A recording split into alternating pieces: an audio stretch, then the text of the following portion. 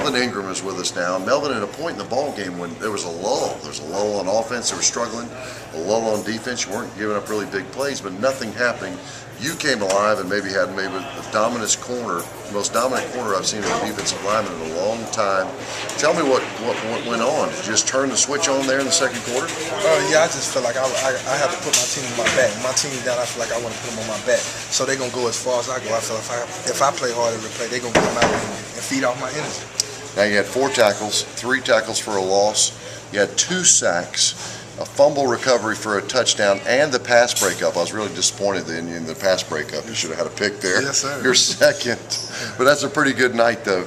Tell me where you were doing that from, because I believe you got one of the sacks from the tackle position and one from the end. Tell me what was going on. Yes, sir. Yeah, I was playing tackle and both. The pass breakup was from the end. Some of the sacks was from the tackle. Just a lot of plays made from every position. Any special new techniques tonight you were using to get to those guys? Usually you have 1 or 2 surprise plays where you get them and you move on a guy late and then just go past him. Tell me what you were doing to work on that offensive line tonight.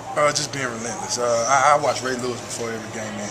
He always talk about having an obsession of getting around the ball, just being relentless, getting around the ball. And I just click with that. I like that. So I'm just trying to be like him, just being relentless and having an obsession to get around the ball.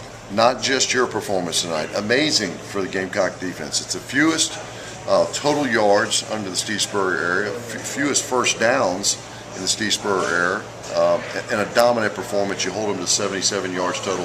Did you see this at all coming, Melvin, this week when you watched them on film? Did you think you could put this kind of move on them? No, I ain't see it when we was watching film. I seen it when we was in practice. We just told each other, like, we got to get our identity back. We got to let everybody around the country know who we are. We just want when people look at us on film and when people think about us, we want to have a good attitude about it. It's like all 11 people are relentless to get around the ball.